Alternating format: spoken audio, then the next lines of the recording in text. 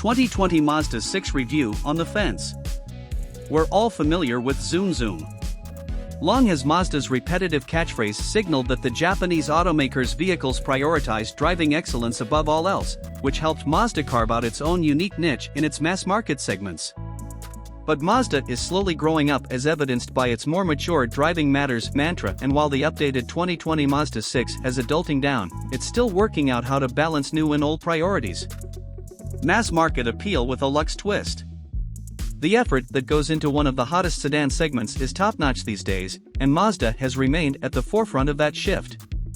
Its exterior design isn't anything crazy, and it hasn't been updated since 2018, but I love the flowing lines coming off the front fenders. There's just a hint of sporting pretension hiding behind an otherwise ordinary, albeit handsome, exterior. Mazda really cranked up the wick inside, though. The design itself is simple, lots of straight lines and unbroken surfaces, but the attention to detail gives it a properly luxurious feeling. I'm especially a fan of my signature trim tester's dashboard, which plays off the white leather with a strip of similarly colored suede. Whether it's the stitching or the softness of the seats, the Mazda 6 feels a fancy step above most of its competition despite staying well below the $40,000 mark. 1.5x zoom. Thus far, I've made the 2020 Mazda 6 out to be some sort of aspirational luxury car. But deep underneath the skin, the old Mazda mantra is alive and well, even if it takes more than a cursory scan to find it. My tester packs the higher output of the two engines on offer, a 2.5-liter turbocharged i4 producing 250 horsepower and 310 pound-feet of torque. That's a big bump over the base engine's 187 horsepower and 186 lb-ft. All that torque is mighty welcome, especially in around-town driving, when the 6-speed automatic quickly drops a gear to provide more motive force. Despite the front wheels doing all the work, there isn't a hint of torque steer to be found. Better than no tech, I guess. Even though the 2020 Mazda 6 picked up some new tricks over the last couple model years, its in-car tech is now approaching prehistory, a sore spot on an otherwise unique and intriguing car.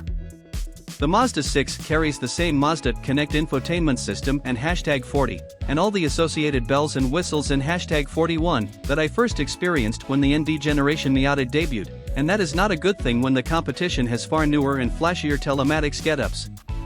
The 8-inch touchscreen feels small on the dashboard, with fuzzy low-res graphics and a backup camera that has the resolution of an OG Game Boy. I can get halfway down my block before the system boots to where it will play the satellite radio, with long startup times extending well past the first crank of the day. Not only does it feel outdated, I think it does the rest of this excellent interior a disservice. How I'd spec it.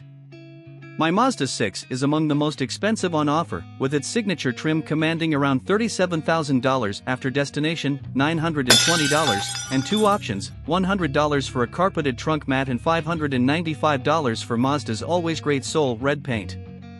I prefer to start with the Grand Touring trim, which packs the punchier engine yet hovers just below the $30,000 mark.